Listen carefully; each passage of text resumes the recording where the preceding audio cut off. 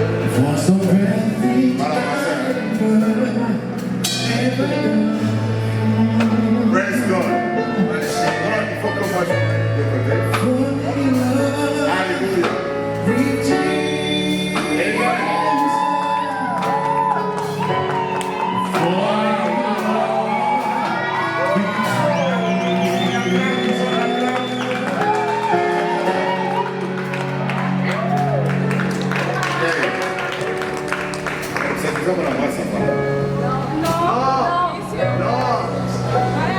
Écoutez, on fait ça. Embrasse ta femme. Vous savez pourquoi? C'est parce que l'amour n'est pas dans le secret. L'amour est public. Vous allez vous embrasser dans la rue, dans les métros, dans les métros. Parce que sinon, il vous est permis. Alors tu vas donner un bisou à ta femme. Un petit bisou central. Et vous allez montrer ce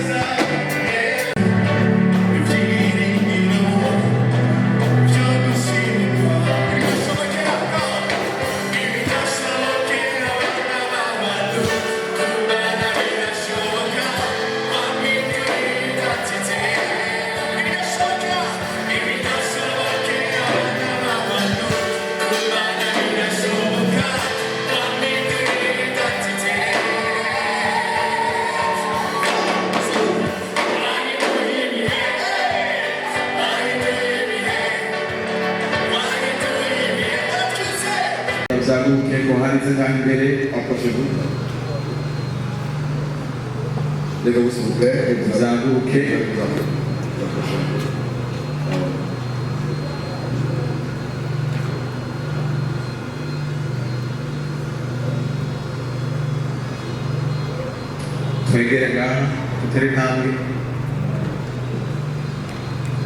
Il symbolise notre alliance. Cette alliance qui est l'alliance de monde.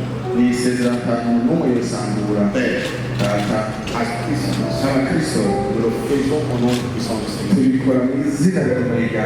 déclare qu'il n'y a rien de pouvoir les séparer. Toute forme de démon, toute forme de démon. Je chercherai à détruire ces au nom puissant. Comme il faut marcher jusqu'à ce que le Seigneur revienne. Amen. Amen. Praise God. Jesus.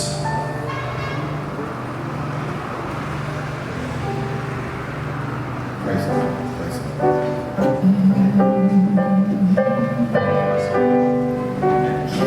Alors nous allons écouter leur vœu. Nous allons faire vite. Il nous reste, je crois, 5 minutes. 10. On va terminer.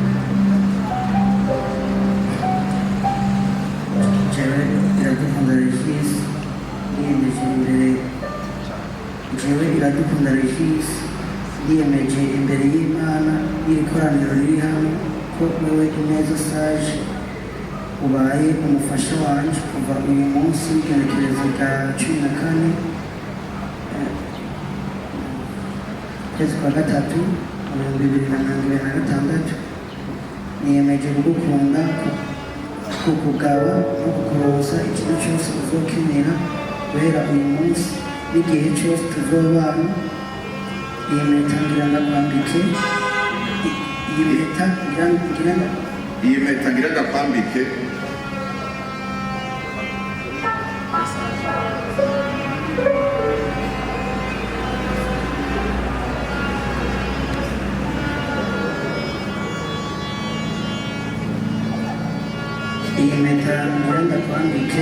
ikubere ikimenyetso cy'urukundo udahinduka kandi utazohera ndagufitiye.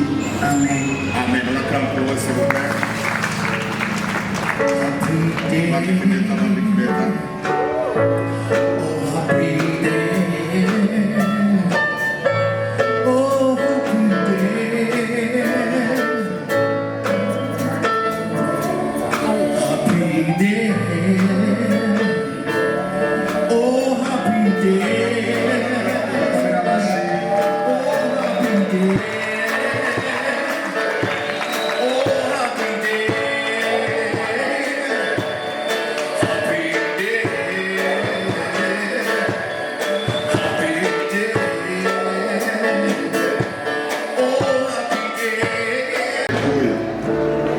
Praise God.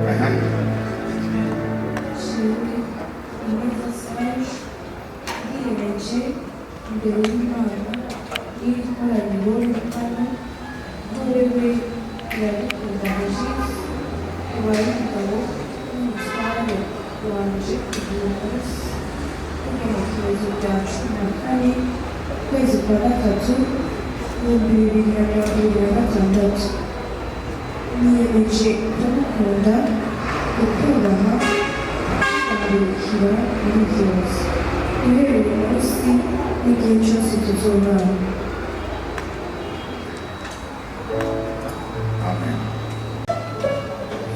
Iyi mpeta igira nkwambike ikubere ikimenyetso cy'urukundo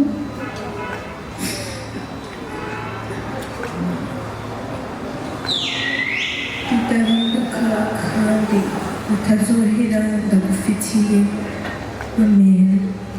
On acclame très fort.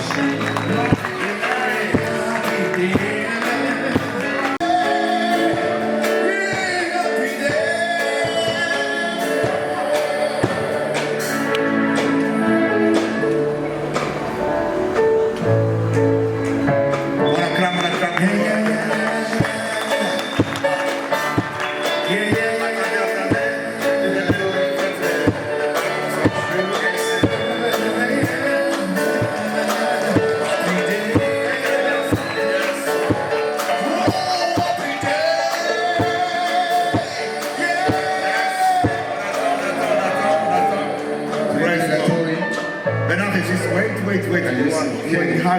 yakwihuta Regis Kayonga kenafe Régis, il faut savourer chaque moment. umwanya wose kunezererwa. Maintenant, Régis, prends le micro. Umutore mikro Avant que tu lèves ce voile, mbere yuko umukura ico tu gitambara vas dire à ta femme combien tu l'aimes. ngo mubwire kangaho umukunda. Prends le micro.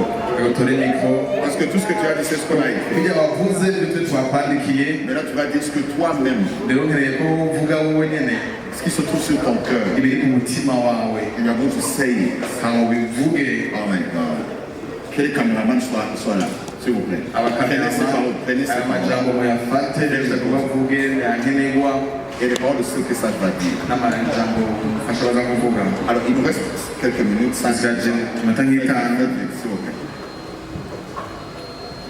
Prends le micro. jewe iradukunda Regis, ndamukunda cyane Sage neza, Mufate ukuboko. urukundo ndamukunda, sinibaza ko hari aho kugarukira, ndamukunda n'umutima wanje wose, Imana mushobora byose izotwubakira urukundo rwacu tuje turambana ibihe byose, ndamukunda cyane.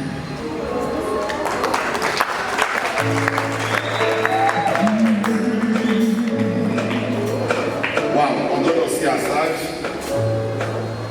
quelques paroles.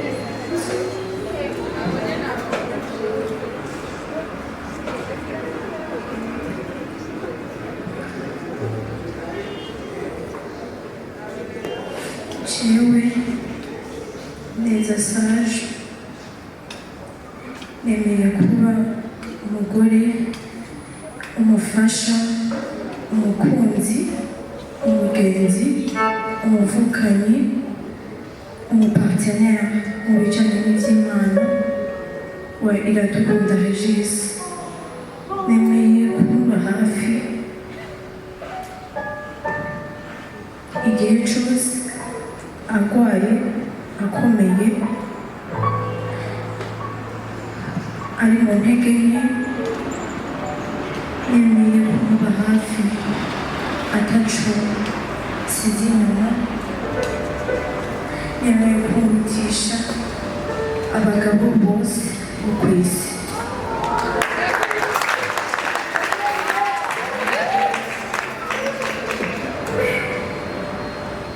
Saba Imana hano mu ngoro yayo ko ikomeza urugo rwacu, twubakire ku ijambo ryayo, twubakire ku cyo yavuze. Saba Imana ko yoteramira urugo rwacu. Saba Imana ko numva wa mugore ukuri Bibiliya ivuga mu izina rya Yesu Kristo. Tenez-vous les mains. ufatane ibiganza Je vais déclarer ces paroles. banatana amajambo. En ce jour du 14 mars, kuno munsi itariki 14 z'ukwa gatatu vous pouvez se lever, levez-vous s'il vous plaît. abantu bose muhaguruke Levez-vous parce que nous allons déclarer ces paroles. Levez-vous s'il vous plaît. batwara amajambo twese En présence de notre Seigneur imbere Jésus-Christ. y'umwami wacu Yesu Kristo. En ce jour, kuno munsi le 14 mars 2026, itariki 14 ntwarante devant les anges, imbere y'abamarayika devant le Père, devant le Seigneur imbere ya Jésus-Christ, data n'izina rya Yesu devant les familles qui sont présentes, imbere y'imiryango yose iri ngaha moi, apôtre jewe du Seigneur, umwami ministère Dina Bright, y'imiswe na Bright je déclare Régis ndatuye ko Regis et Sage na Sage sont déclarés devant le Seigneur, biswe imbere y'Imana mari et femme. umugabo n'umugore Et je le déclare au nom puissant de kandi Jésus. ndabyatuye mu izina rikomeye rya From Yesu today, uno munsi et que rien kandi nta kintu na ne kimwe pourra venir contre son mariage. zoza kikorera muri ubu bugeni Au nom puissant de mu Jésus. izina rikomeye rya Yesu Amen. amen Alléluia. Merci pour notre foi. Alléluia. turakumbira umugore wawe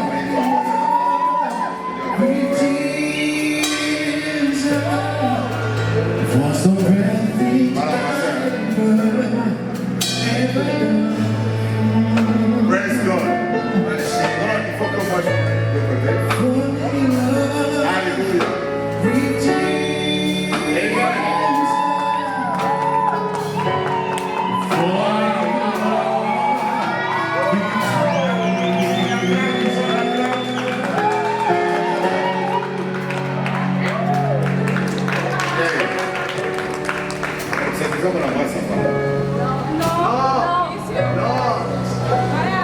Écoutez, on fait ça. Embrasse ta femme. Un petit peu. Vous savez pourquoi? C'est parce que l'amour n'est pas dans le secret.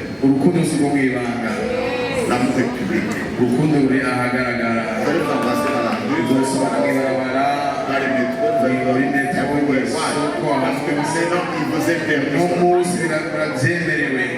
Alors tu vas donner un bisou à ta femme. Un petit bisou central. Et vous allez montrer ce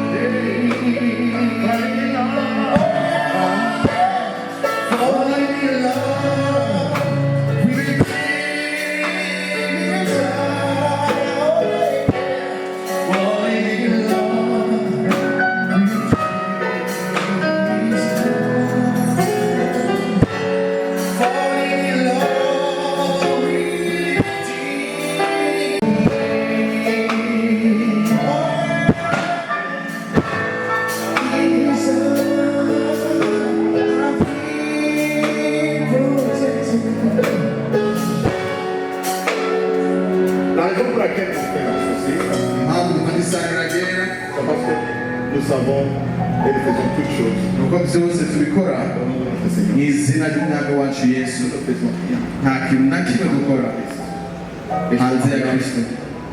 Les Praise God. Amen. Nous allons voir son corps.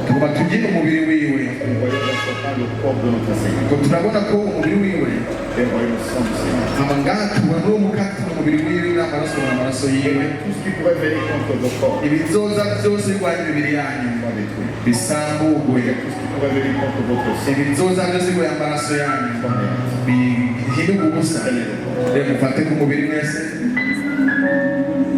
Falling in love with Jesus was the most sweet I've ever been.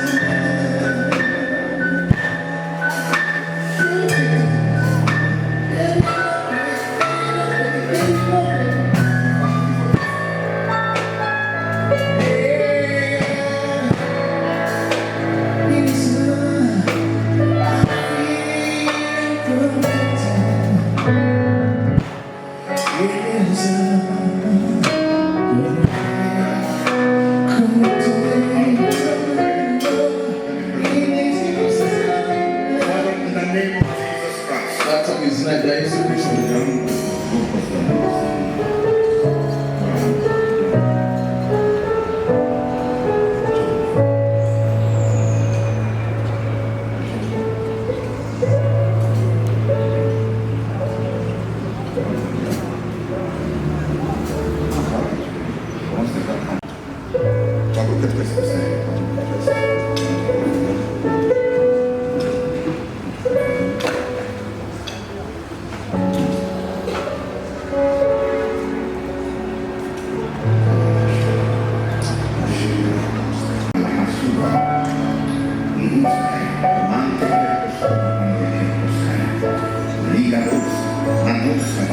Father, in the name of Jesus, everything in this kingdom, release your grace. In the name of Jesus Christ, I release grace. Grace over my life. The day is so short. In the name of Jesus, I am not service. Keep prospère dans tout chose. Keep prospère dans nos projets. Que notre maison soit un arbre de paix. Que notre maison soit une maison de paix. In the name of Jesus Christ, qu'ils sont multipliés. Au nom puissant de Jésus. Et ta grâce soit là. Pour les soutenir dans tous les bon et difficile. Au nom puissant de Jésus. Que dans chaque moment dans lequel ils vont passer, que ta grâce soit là. Pour les élever au-dessus de toutes choses. Au nom puissant de Jésus. Aucun arme forgée contre eux n'aura jamais d'effet sur nos vies. Au nom puissant de Jésus. Je les bénis pour prospérer. Qui deviennent grands dans son monde. Qui possèdent les biens de son monde. Au nom puissant de Jésus. Qui possède les terres.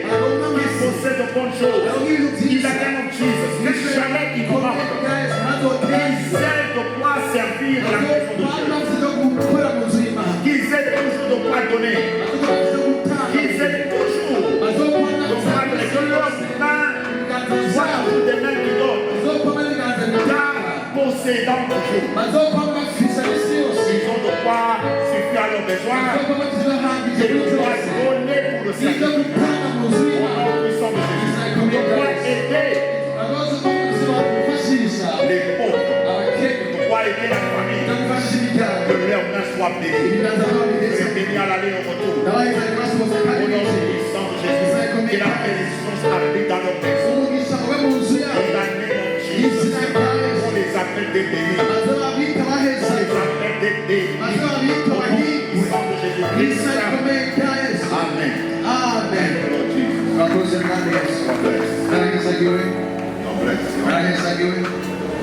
Praise God. On acclame pour eux, s'il vous plaît. Ils sont